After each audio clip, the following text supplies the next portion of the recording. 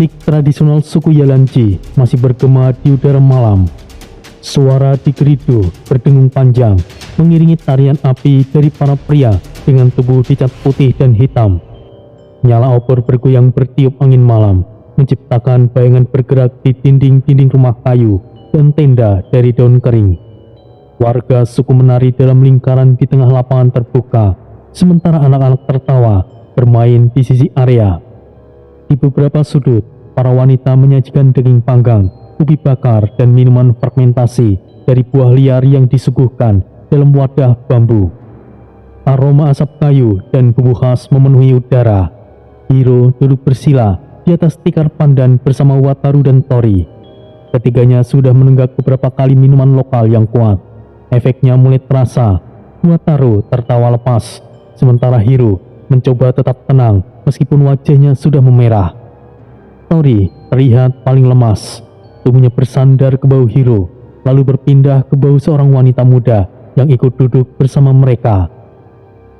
Ini terlalu kuat, ayah. Minumlah perlahan, Wataru. Ini bukanlah teh biasa. Hiro menepuk punggung anaknya, lalu melirik ke arah Tori yang mulai bicara sendiri. Tori tertawa, merangkul dua wanita sekaligus. Ia mulai berbicara panjang dalam bahasa Inggris. Salah satu wanita yang ternyata cukup fasih berbahasa Inggris menerjemahkannya dengan tersenyum geli. Hiro hanya memandangi mereka dengan kepala sedikit menggeleng. Dan beberapa saat kemudian, Tori berdiri dan melangkah ke arah salah satu tenda tamu. Wanita muda yang tadinya duduk bersamanya ikut berdiri dan mengikutinya dari belakang. Suasana pesta tetap hangat. Nyala api memancar ke langit gelap. Hingga pagi telah menjelang dan kabut tipis menyelimuti area kampung. Suara burung hutan sudah mulai terdengar, sahut bersautan dengan gonggongan anjing liar milik suku. Dan Hiro sudah bangun dan duduk di dekat perapian, memanaskan tangan. Wataru baru saja keluar dari sungai setelah membasuh wajahnya. Embun masih melekat di rerumputan.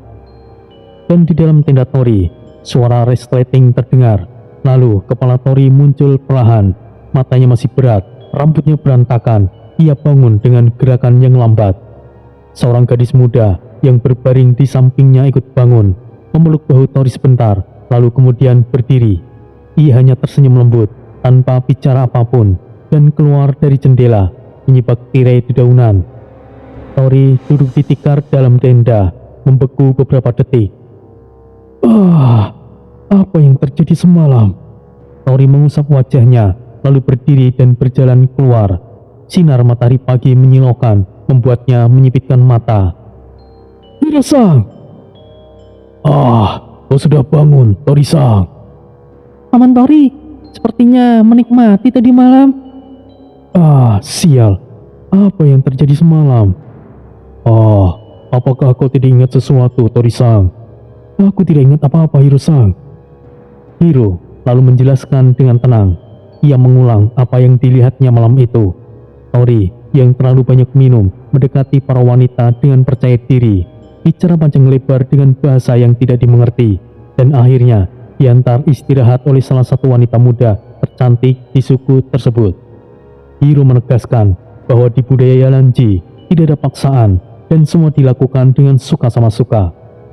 Tori mendengarkan dan wajahnya semakin murung. Sial, ini sungguh memalukan. Apakah kau tidak kuat minum, Tori-san? Tapi aku rasa kau baik-baik saja. Entahlah, Hiro-san. Aku sendiri juga tidak tahu. Di dalam benaknya, suara lain telah muncul. Sial, apakah Troy diam-diam mengambil alih? Bocah, jangan sembarangan menuduh.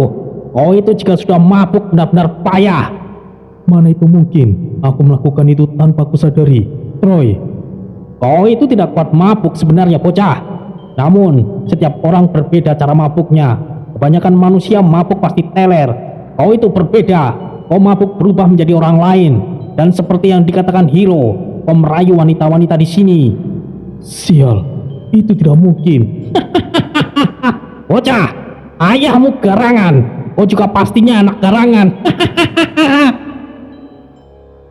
Paman Tori, apakah kau baik-baik saja? Ya, aku baik-baik saja, Wataru. Hiro-san, kapan kita pergi ke gua yang dimaksud? Kita akan pergi saat menjelang malam, Tori-san. Dan hari terus berjalan. Sinar matahari menyinari desa dengan hangat. Penduduk sibuk dengan aktivitas sehari-hari. Beberapa membuat senjata dari batu, lainnya menenun tas dari serat alam, dan sebagian anak-anak diajarkan seni melukis tubuh oleh para tetua. Wataru ikut bermain dengan anak-anak muda, memanah sasaran dari daun pisang. Hiro berbincang dengan kepala suku, membicarakan rute perjalanan ke gua Cape. Tori hanya duduk di bawah pohon, sesekali termenung dan sekali-sekali menoleh ke arah barak wanita sambil menghela nafas. Matahari akhirnya mulai turun, langit memerah. Ketua suku memukul tongkatnya ke tanah 3 kali. Kemudian semuanya berkumpul di tengah lapangan. Perjalanan kalian akan melewati hutan tua di sebelah utara. Hati-hati, sejak bulan lalu, Jim terlihat semakin sering. Kami sudah siapkan perlengkapan dan penunjuk jalan. Semoga roh leluhur menjaga langkah kalian. Baiklah, ayo kita berangkat. Ya, aku siap, Ayah. Tori hanya mengangguk. Saat mereka berjalan keluar dari kampung, suara ranting patah terdengar dari dalam hutan, tapi mereka tidak menoleh. Dari balik pepohonan yang gelap, mata-mata merah menyala satu persatu. Nafas berat dan dengusan terdengar rendah dan menjijikan. Perjalanan menuju gua pun dimulai, dan mereka belum tahu apa yang sedang menunggu mereka di dalam gelap. Malam itu, udara terasa berat dan dingin menusuk tulang. Langit di atas hutan Cape York sepenuhnya gelap, tertutup awan tebal. Hanya suara langkah kaki dan desiran ranting patah yang mengiringi perjalanan Hiro, Tori, dan Wataru. Sebelum berangkat, kepala suku telah menggelar ritual khusus. Asap putih mengepul dari bara kayu, aroma rempah-rempah dan dedaunan terbakar menyebar ke seluruh penjuru kampung. Doa dan nyanyian kuno mengiringi langkah mereka keluar dari lingkaran suci. Beberapa tetua suku memberi tanda pada tubuh Hiro dan Wataru dengan cat putih dan merah sebagai perlindungan spiritual. Kini, di tengah hutan belantara, ketiganya berjalan perlahan dengan penerangan dari senter genggam. Pohon-pohon tinggi berdiri bagaikan tembok alam, dan kabut menggantung rendah di antara akar pepohonan. Bayangan-bayangan aneh nampak bergerak cepat dari sudut ke sudut pandang mereka. Sesekali terdengar suara langkah seperti tidak berasal dari mereka. Namun, setiap kali mereka menoleh, hanya kegelapan yang terlihat. Apakah semua makhluk halus itu selalu suka menguntit ya? Tidak di Indonesia maupun Australia sama saja sepertinya. Suara Wataru terdengar datar, tapi waspada. Ya, pada dasarnya mereka itu takut dengan manusia, Wataru. Hanya saja, jika manusia menunjukkan rasa takutnya, maka mereka akan menjadi berani. Hiro menatap ke depan, tenang, tapi meski suasana semakin mencekam. Ya, itu benar. Manusia adalah makhluk yang bisa lebih jahat dari iblis, tapi juga bisa sangat penakut seperti kelinci. Tapi ngomong-ngomong, Hiro-san, apakah tidak masalah kita pergi dalam keadaan fisik? Proses untuk mengalihkan warisan darah Sokenpi harus secara langsung, Tori-san. Tidak perlu khawatir, sosok Jim tidak akan mengancammu, Tori-san. Mereka yang seharusnya waspada terhadapmu. Tori hanya mengangguk kecil, menyembunyikan ketegangannya. Wajahnya terlihat gelisah, tapi ia tetap melangkah. Beberapa menit kemudian, mereka sampai di depan sebuah formasi batu besar yang menjulang. Gua Cape York berdiri megah, seperti mulut raksasa yang menganga di tengah kegelapan. Aura dari gua itu begitu kuat dan pekat. Tekanan spiritual terasa nyata, seolah mendorong siapapun yang mendekat untuk mundur. Dari dalam bayangan, sosok-sosok mulai bermunculan. Ratusan Jim berdiri berjajar di depan gua. Tubuh mereka tinggi besar, berkulit abu-abu pucat, mata merah menyala, gigi mencuat keluar dari mulut seperti tombak. Beberapa di antara mereka mengeluarkan suara geraman kasar, sementara yang lain menghancurkan batu besar di tangan mereka, menunjukkan kekuatan mereka untuk mendominasi. Ayah, Apakah itu gua Capyard? Mereka itu cukup menyeramkan wujudnya. Maksudnya apa coba mereka menghancurkan batu itu? Apa mereka mengancam kita? Ya, itulah gua Capyard. Dan Imci memang suka menunjukkan kekuatan fisiknya untuk mengintimidasi lawannya. Tori-san, kau tidak perlu ikut campur. Biar aku dan Wataru yang menyelesaikan ini. Baiklah, lakukan sesukamu, Hiro-san. Wataru, apakah kau sudah siap? Tentu ayah. Sokenbi, keluarlah! Tiba-tiba, di udara di sekitar berubah menjadi panas.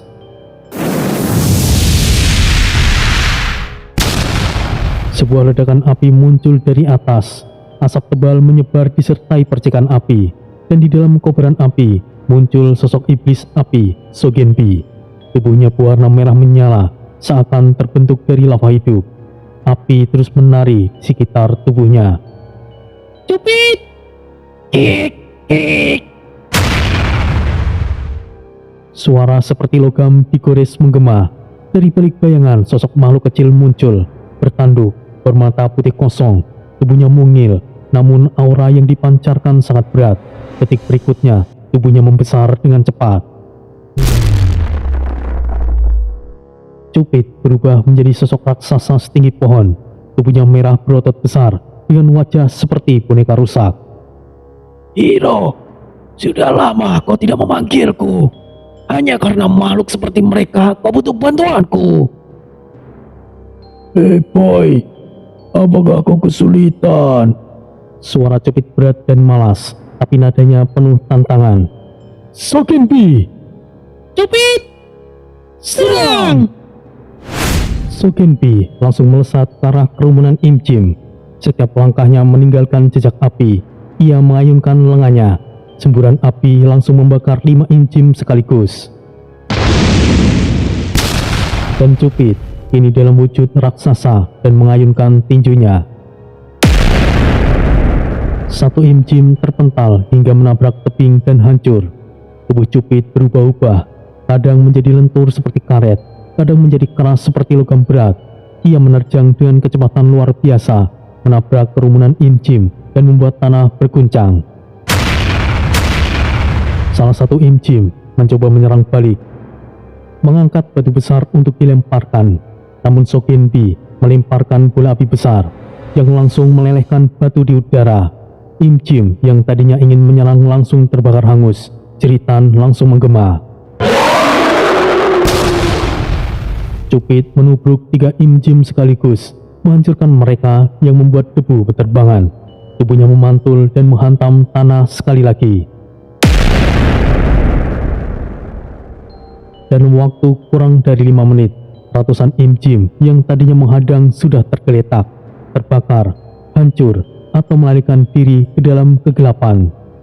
Di depan gua kini sunyi, asap dan bau daging gosong memenuhi udara.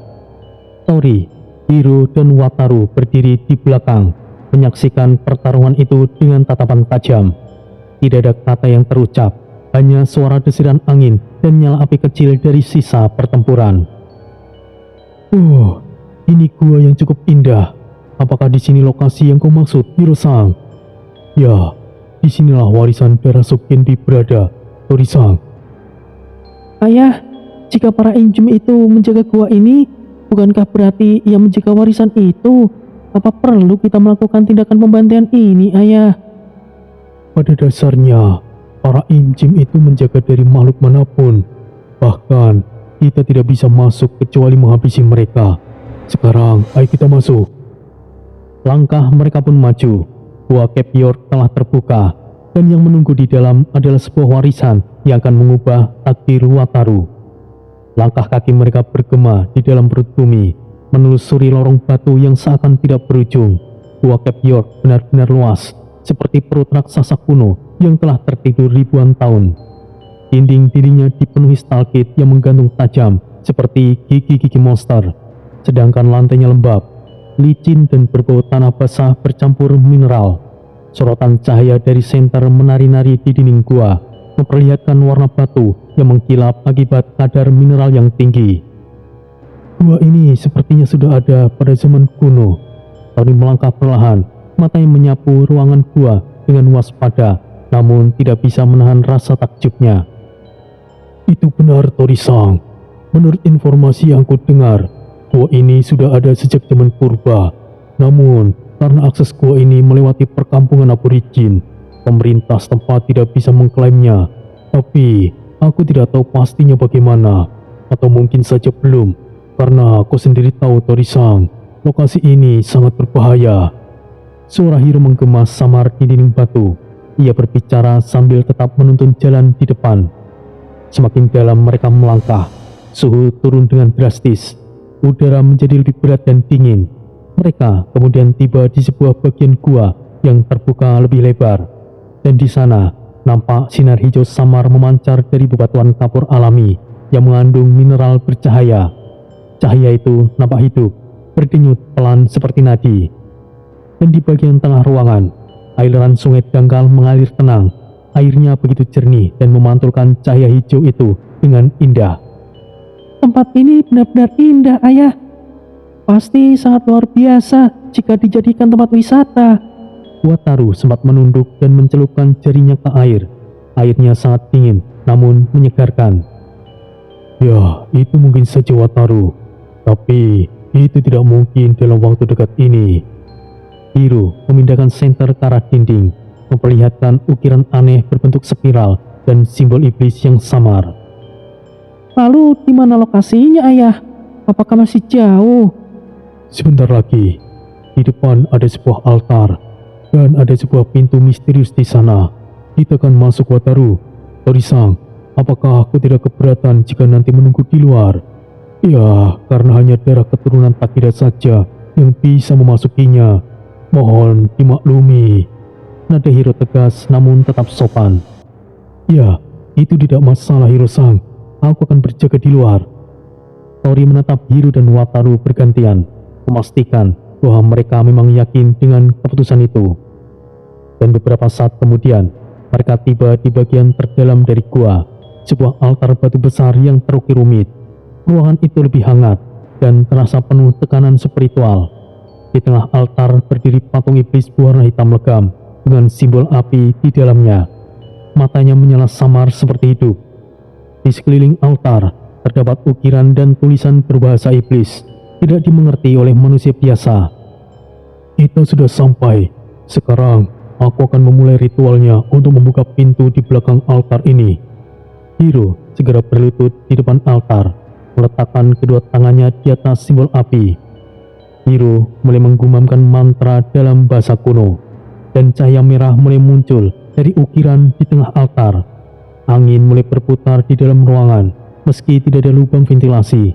Batu-batu kecil mulai terangkat dari tanah, berputar pelan di udara. Aura spiritual terasa semakin kuat. Sementara itu, Tori memejamkan mata dan berbicara dalam kesadarannya kepada Troy. Troy, apakah kau tahu sesuatu dengan patung atau tulisan di sekitar altar itu? Ya, aku tahu bocah.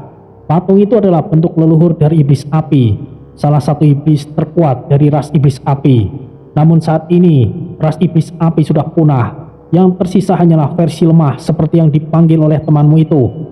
Dahulu, ras iblis api memiliki keyakinan yang, ya, kurang lebih mirip denganku. Tapi keyakinan itu justru membawa kehancuran bagi mereka sendiri. Jika dibandingkan denganmu, mana yang lebih kuat, Troy? Tidak bisa dipastikan, bocah. Jika disamakan dengan leluhur iblis, maka ada kemungkinan aku setara dengannya. Tapi asal kau tahu, leluhur api iblis itu bukanlah satu-satunya yang memiliki gelar dewa iblis sejati.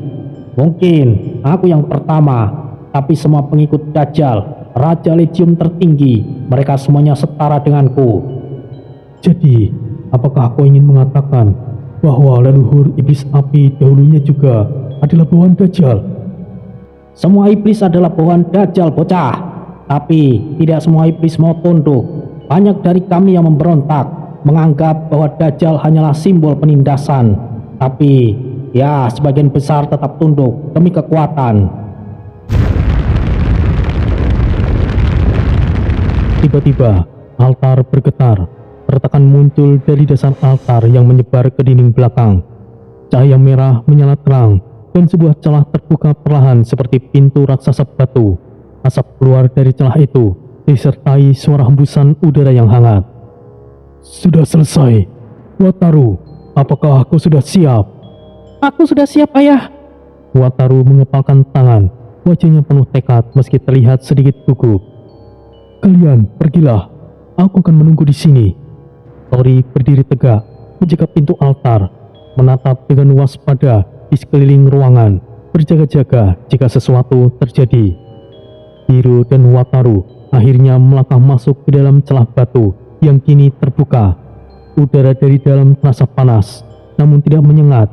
Sebuah lorong panjang menanti mereka, hiasi ukiran api dan simbol kuno, menuju ke suatu tempat di mana darah Sugenbi akan menguji pewaris barunya. Apa yang akan menanti di dalam? Ujian, warisan, atau mungkin bahaya yang tidak mereka duga masih menjadi misteri.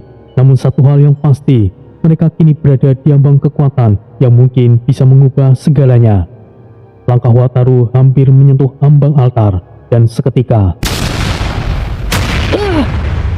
tubuhnya terpental keras dan menabrak dinding yang tidak terlihat. Suara hempasan tubuhnya memantul keras di dalam gua batu tersebut. Wataru! Hiro langsung berseru panik, melangkah cepat ke arah putranya. Namun sebelum tubuh Wataru membentur dinding batu yang keras, Tori bergerak cepat dan menangkap dengan satu lompatan sigap. Debu berterbangan dari lantai gua akibat hentakan mereka berdua. Wataru, apakah kau baik-baik saja? Suara Tori tenang, namun waspada. Matanya menatap wajah Wataru yang masih terkejut. Aku baik-baik saja, Paman. Aneh, apa yang terjadi? Kenapa aku tiba-tiba terpental? Wataru, syukurlah kau tidak apa-apa. Hiro sudah berlutut di samping mereka, menatap penuh khawatir. Iya, aku baik-baik saja, Ayah. Tapi ada apa, Ayah? Kenapa aku terpental saat ingin memasuki altar itu? Entahlah, ini tidak masuk akal. Seharusnya ini tidak mungkin terjadi. Kau adalah bagian dari keluarga Takeda. Seharusnya pahalang itu tidak menolakmu. Nada suara Hiro berubah, bingung dan tegang. Tiba-tiba, api biru muncul membentuk pusaran di udara, tapi di dalamnya muncullah Sogenbi dengan aura panas membara, dan Cupid, sang iblis kecil, bertubuh merah muda, melayang santai sambil memutar tombaknya. Hiro, ada yang tidak beres dengan penghalangnya, atau mungkin Wataru. Suara Sogenbi dalam dan berat memantul dalam gua seakan menyatu dengan dinding batu. Tidak, ini bukan masalah Wataru. Sepertinya penghalangnya yang bermasalah. Kita akan coba sekali lagi. Hiro menoleh ke anaknya dengan sorotan yang yakin. Wataru, kita akan mencobanya sekali lagi. Baik, Ayah. Dengan ragu, Wataru menegakkan tubuhnya dan melangkah maju sekali lagi. Dan begitu kakinya melewati batas altar, sekali lagi tubuh Wataru terpental lebih keras dari sebelumnya. Kali ini ia terhempas sampai hampir ke tepi jurang batu kecil di sisi gua. Tori dan Hiro bergegas menariknya kembali. Apa sebenarnya yang terjadi? Pasti ada yang salah. Kita akan kembali dan menemui kepala suku Yalanji. Mungkin ia tahu sesuatu, atau mungkin seseorang telah memasuki tempat ini tanpa izin. Wajah Hiro mulai tegang. Ia tidak berbicara banyak lagi. Semuanya bersiap meninggalkan gua. Perjalanan kembali ke pemukiman suku Yalanji diliputi keheningan. Tidak ada percakapan, hanya suara langkah kaki dan desiran angin dari mulut gua yang membawa udara dingin keluar dari kedalaman bumi. Saat mereka tiba kembali di pemukiman, malam sudah mulai turun dan para tetua menyambut mereka dengan khidmat. Malam itu, mereka beristirahat dalam keheningan. Esokan paginya, Hiro duduk bersila di hadapan kepala suku. Seorang lelaki tua dengan wajah penuh garis usia dan tatapan mata tajam penuh hikmah. Asap dari dupa suci mengepul tipis di antara mereka. Tuan kepala suku, maaf telah mengganggu. Kami mencoba membuka altar, namun Wataru terpental oleh penghalangnya. Ini tidak masuk akal. Dia anakku, keturunan Takeda. Suara Hiro tenang, namun ada gejolak emosional di balik nadanya itu. Kepala suku mengangguk perlahan, lalu memejamkan matanya. Ia menunduk, kedua tangannya mulai bergerak seperti menenun sesuatu di udara. Cahaya kehijauan muncul di telapak tangannya. Ia kemudian meraih tangan Wataru. Aku akan memeriksa ikatan darahnya. Ini adalah ritual kuno, hanya akan memakan waktu sebentar. Ia menyentuh pergelangan tangan Wataru, dan cahaya langsung merambat keluar urat nadi anak tersebut. Dan beberapa detik berlalu, kemudian kepala suku berkata, Hiro Takeda, kau harus mendengar ini dengan tenang. Nafas kepala suku itu mulai berat, seperti sedang membawa beban yang besar. Wataru, bukanlah anak kandungmu. Ikatan darah Takeda tidak ada dalam dirinya. Tapi ia bukanlah manusia biasa. Energinya bercampur dengan sesuatu yang sangat berbahaya. Apa? Tidak mungkin. Aku membesarkannya. Ini tidak mungkin. Suara Hiro terpotong, matanya membelalak dan rahangnya mengeras. Mungkin ibunya tahu sesuatu, atau mungkin ini adalah hasil dari sesuatu yang tidak pernah ku ketahui, Hiro. Tapi yang jelas, penghalang altar menolak darah yang bukan dari garis keturunan Takeda murni. Tetua itu berdiri perlahan, memberikan isyarat hormat, lalu menambahkan, Aku turut prihatin, Hiro. Aku tahu kau sangat menginginkan keturunan. Sudah sejak dari dulu kau ingin mendapatkannya. Namun sepertinya keluarga Takeda. Maafkan aku, Hiro. Hari itu, mereka langsung meninggalkan pemukiman suku Yalanji dalam keheningan yang berat. Di sepanjang perjalanan, tidak ada satupun dari mereka yang banyak bicara. Udara terasa lebih dingin, bahkan matahari terasa kurang bersinar di atas kepala mereka. Hiro-san, aku harap kau bisa menjaga emosimu. Pasti ada alasannya. Dan apa yang dikatakan kepala suku itu masih belum terbukti secara keseluruhan. Maaf Hiro-san, aku bukannya ingin ku campur. Tori mencoba memecah keheningan yang menggantung terlalu lama. Aku tahu Tori-san, kau tidak perlu khawatir. Suara Hiro terdengar datar, namun di matanya terlihat jelas pikirannya penuh dengan gejolak. Wataru berjalan di belakang mereka, matanya menatap tanah. Diam, tidak ada lagi senyuman khasnya, tidak ada lagi pertanyaan, hanya langkah berat yang seolah-olah penuh beban. Wataru, maafkan ayah jika tadi bersikap berlebihan.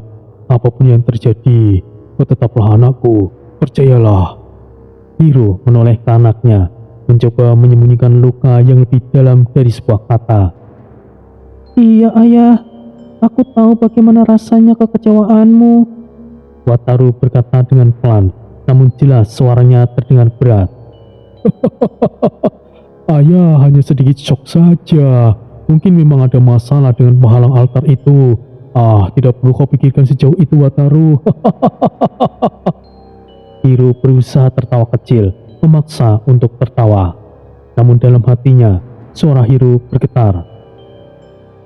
Ri, apakah kau selama ini tidak jujur padaku? Tapi Wataru, dengan kekuatan yang ia miliki, ia seharusnya anakku.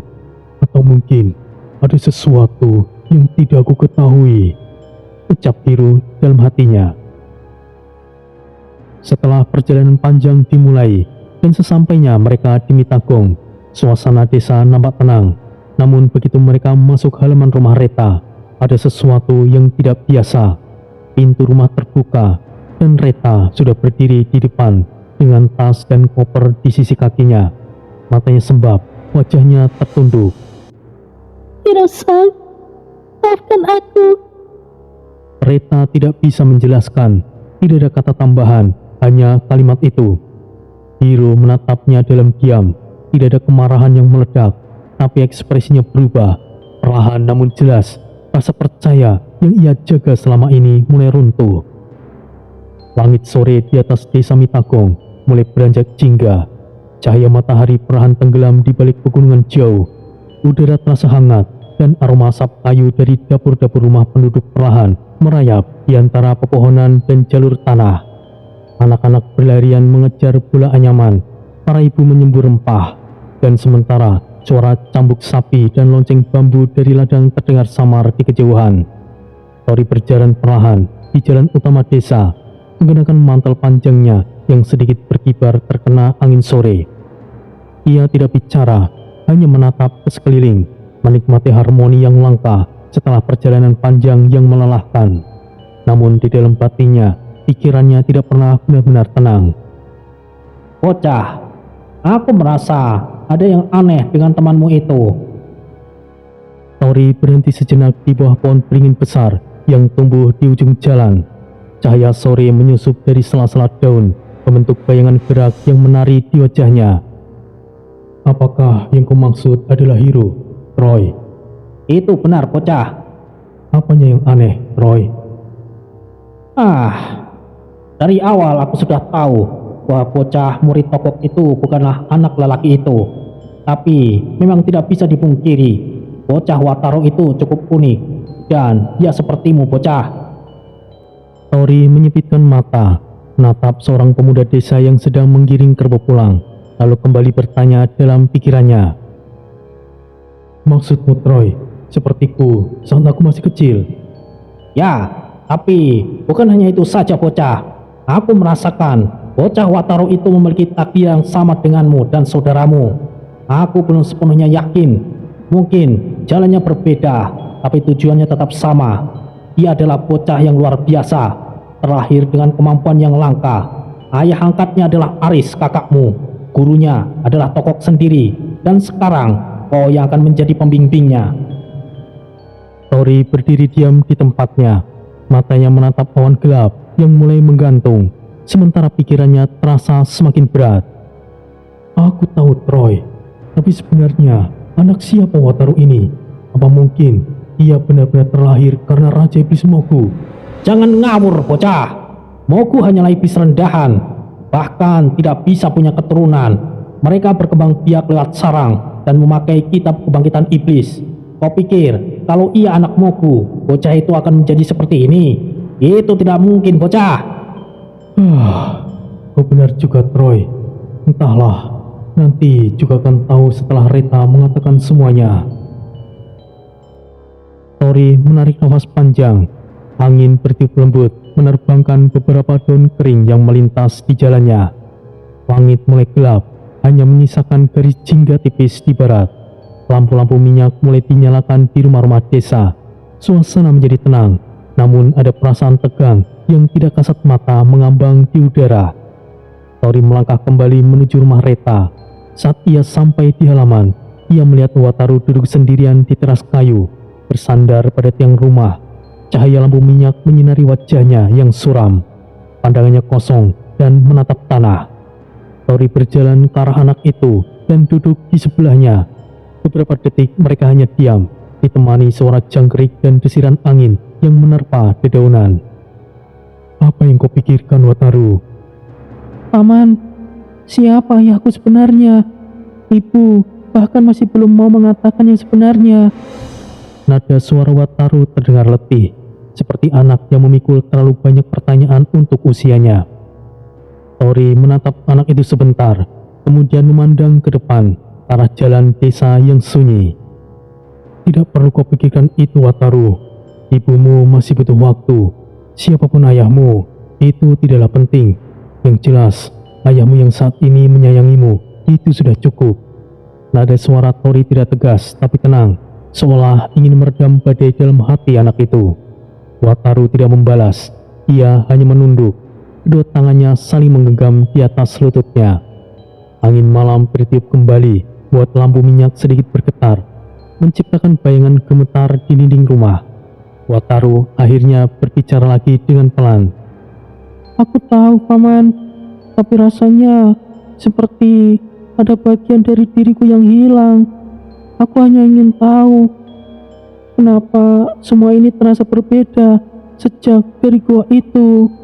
Aku merasa seperti bukan diriku sendiri lagi, Paman. Itu adalah sesuatu hal yang wajar, Wataru.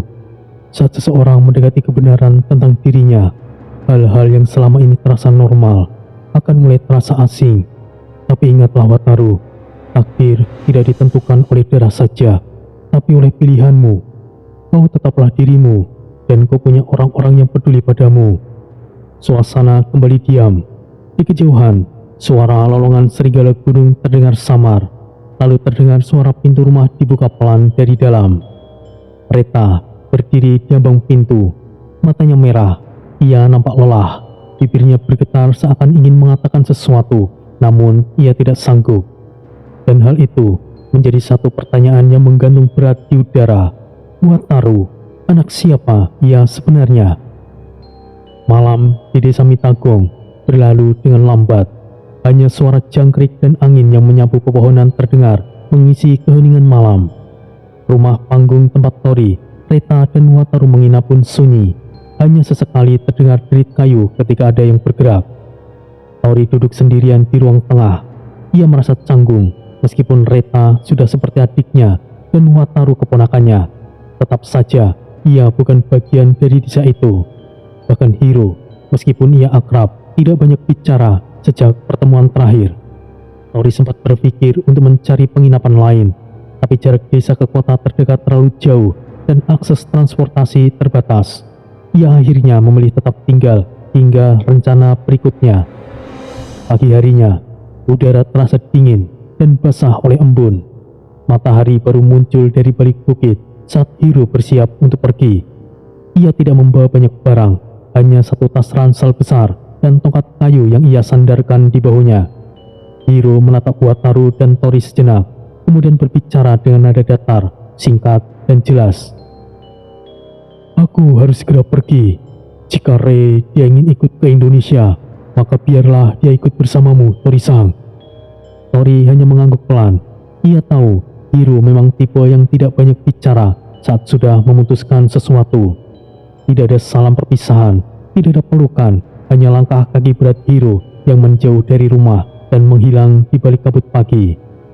Beberapa menit setelah Hiro benar-benar pergi, pintu kamar kayu di dalam rumah berdiri perlahan. Reta keluar dengan wajah yang masih bengkak, matanya merah, rambutnya sedikit berantakan. Ia menarik nafas panjang saat melihat Wataru duduk di beranda. Wataru, maafkan ibu. Aku tahu kau kemari juga ingin berlibur, tapi ibu harus kembali ke Indonesia. Aku tahu, Ibu. Tujuanku kemari hanya ingin bertemu kalian. Aku bukanlah anak kecil lagi, Bu. Liburan bisa di mana saja kok. Reta tersenyum kecil, senyumnya lelah, namun tulus. Ia lalu menoleh ke arah Tori yang berdiri di sudut beranda, bersandar di tiang kayu. Bang Tori, sore ini jika bisa, kita akan berangkat. Maaf jika merepotkanmu, Bang. Tidak sama sekali, Reta. Baiklah, aku akan cek tiket penerbangan sekarang. Mungkin masih ada jadwal sore ini. Tori mengeluarkan ponselnya dan mulai membuka aplikasi pemesanan tiket. Di sela-sela itu, ia sempat melirik Reta dan Wataru yang sedang berbicara pelan. Ada sesuatu yang aneh, bukan dari percakapan mereka, tapi dari cara Reta memperhatikan anaknya. Pandangan itu terlalu kompleks untuk ibu dan anak. Dalam sekilas, bahkan mereka terlihat seperti pasangan muda yang tengah menghadapi masalah. Penampilan Reta yang kini jauh lebih anggun dan segar juga semakin mempertegas kesan tersebut. Beberapa jam kemudian, mereka sudah dalam perjalanan ke bandara. Mobil sewaan melintasi jalan tanah desa dan kemudian masuk ke jalan beraspal, melaju menuju kota terdekat yang memiliki akses penerbangan. Mereka tiba di Bandara Soekarno-Hatta pada malam hari dan langsung menuju Bandara Internasional Hotel and Resort, hotel bintang 5 yang berada hanya 5 menit dari terminal kedatangan. Hotel itu megah dan modern. Langit-langit lobi tinggi dengan lampu gantung yang besar. Aroma ruangan wangi dengan kombinasi kayu dan teh hijau. Proses check-in berlangsung cepat dan mereka masing-masing mendapatkan satu kamar. Wataru terlihat kelelahan. Begitu mendapat kunci kamar, ia langsung pamit untuk beristirahat. Tori dan Reta mengangguk dan ikut masuk ke kamar mereka masing-masing. Tepat pukul 8 malam, suara ketukan pelan terdengar dari pintu kamar Tori. Tori, yang sedang membaca pesan di ponsel, langsung berdiri dan membuka pintu. "Oh, Reta, ada apa?" Di depan pintu, Reta berdiri. Ia sudah berganti pakaian menjadi lebih santai. Kaos hitam lengan panjang dengan celana bahan. Wajahnya terlihat lebih tenang, meski sorot matanya masih membawa beban. Ada sesuatu yang ingin aku katakan, Bang Tori. Jika tidak keberatan. Ya, tentu saja. Kita bisa ke restoran jika kau lebih nyaman di sana. Tidak usah, Bang. Di sini saja. Karena aku ingin mengatakan sesuatu yang sangat penting. Tori mengertikkan dahi, tapi langsung mempersilahkan Reta untuk masuk. "Baiklah, masuklah lebih dulu, Reta." Reta melangkah masuk ke kamar. Tori menutup pintu di belakangnya. Lampu kamar menyala terang. Udara ruangan cukup dingin oleh AC yang disetel rendah. Tori menunjuk sofa kecil di sudut ruangan. "Silakan duduk. Apa yang bisa kuambilkan? Air ataupun kopi?" Tidak usah, Bang. Aku tidak akan lama. Tapi tolong dengarkan baik-baik apa yang akan aku katakan. Tori menatapnya serius. Ia duduk di tepi ranjang, mencondongkan tubuhnya sedikit ke depan. Reta menarik nafas panjang, menunduk sebentar, lalu mulai membuka mulutnya. Suaranya tenang tapi dalam. Ini tentang Wataru dan tentang masa lalu yang aku sembunyikan dari semua orang, termasuk Hiro. Tori tetap diam. Matanya menatap lurus menunggu lanjutan kalimat itu. Suasana kamar terasa menegang. AC terus menderu pelan, tapi udara terasa berat, seakan-akan malam itu akan membuka sesuatu yang tidak akan bisa ditutup kembali. Tori duduk di sofa panjang yang empuk, bersandar ke belakang, menatap Reta yang duduk dengan tenang di sisi kanannya.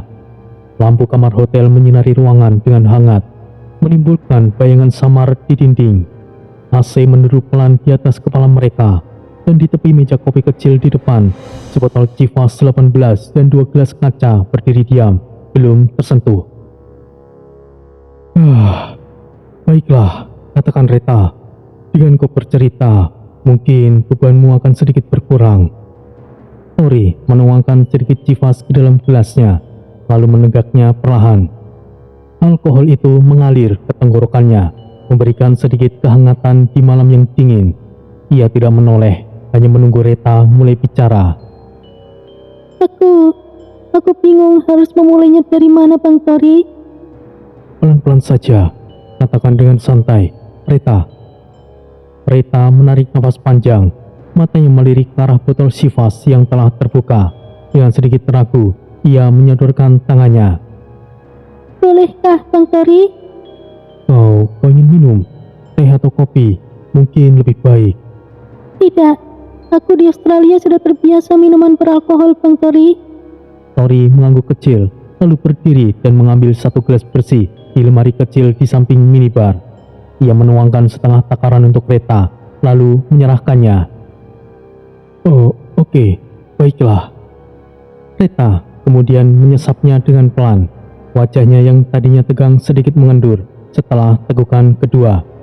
Baru setengah 3 kali ia menenggak, lalu ia mulai berbicara. Bang Tori, semuanya bermula saat berada di kota iblis Xinjiang.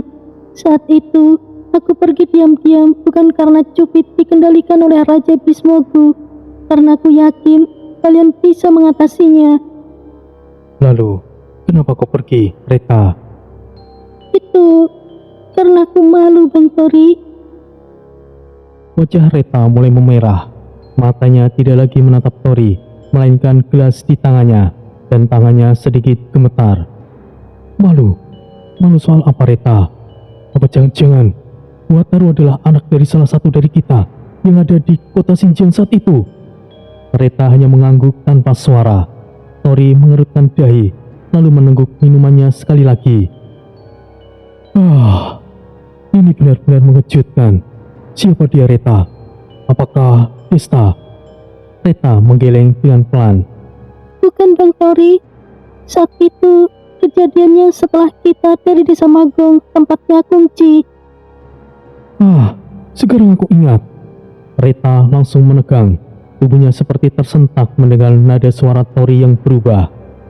Saat itu kalian berempat, kau, Rizka, Diva dan Devi, menyusul kami ke penginapan, bukan? Iya, benar Bang Tori. Berarti saat itu hanya ada aku, Jaka, dan Desta. Kita semua dapat kamar masing-masing, kecuali Diva dan Devi. Aku jujur saja, saat itu aku masuk ke kamar Rizka.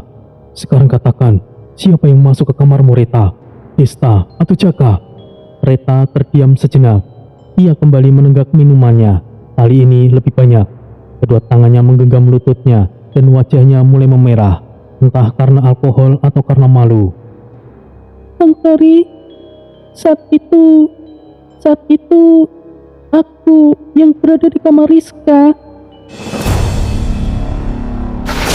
Seperti dentuman palu di kepala Tori, ucapan itu langsung membuat Tori berdiri. Gelasnya hampir jatuh, untung ia cepat meletakkannya di meja. Tunggu dulu, Reta. Apa kau mengatakan yang sebenarnya? Reta mengangguk perlahan, lalu mulai menjelaskan semuanya. Saat itu, aku dan Rizka kelelahan setelah melakukan perjalanan roh. Rizka tertidur di kamarku, mungkin karena kelelahan, tapi karena ranjangnya sempit, aku pindah ke kamarnya. Aku tidak ingin membangunkannya, dan saat itu Bang Tori datang. Sepertinya Bang Tori sedang mabuk. Aku berkali-kali bilang kalau aku ini Reta, tapi Bang Tori tidak menggubrisnya. Tori hanya berdiri terpaku, rahangnya mengeras, keningnya berkerut, dan nafasnya berat. Dan aku tidak menolaknya. Aku tahu seharusnya aku menolak Bang, tapi malam itu, entah kenapa, aku juga membutuhkan seseorang. Aku tidak tahu, tapi hal itu memang terjadi. Dan pagi harinya aku langsung pergi dari kamar itu. Aduh, Jan, benar-benar repot ini. Lalu, bagaimana dengan Rizka? Rizka tahu, ia melihatku keluar dari kamarnya, tapi ia tidak pernah berbicara soal itu. Ia hanya diam saja, dan aku malu. Aku sangat malu Bang Tori.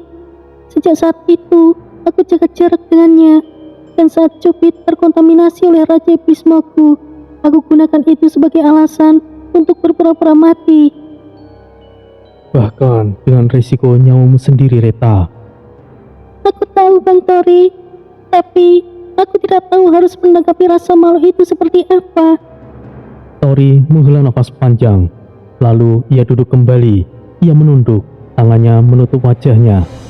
Tori menatap kosong ke arah meja. Beberapa detik berlalu dalam keheningan. Bahkan AC yang menderu terdengar seperti gema keras di telinga mereka. Ini sungguh sangat mengejutkan. Jadi Wataru adalah anakku. Reta mengangguk. Kenyataan itu sangat mengejutkan. Bahkan nyamuk yang lewat ikut melotot mendengarnya. Tori menyandarkan kepalanya di sandaran sofa. Matanya menatap langit-langit kamar hotel yang tenang. Namun pikirannya justru sebaliknya, kacau dan penuh pertanyaan. Keringat dingin mulai muncul di pelipisnya, meskipun suhu AC cukup dingin. Ia mengusap wajah dengan kedua tangannya, menarik nafas dalam, lalu menghembuskan nafasnya dengan berat. Baiklah, sekarang apa yang harus aku lakukan?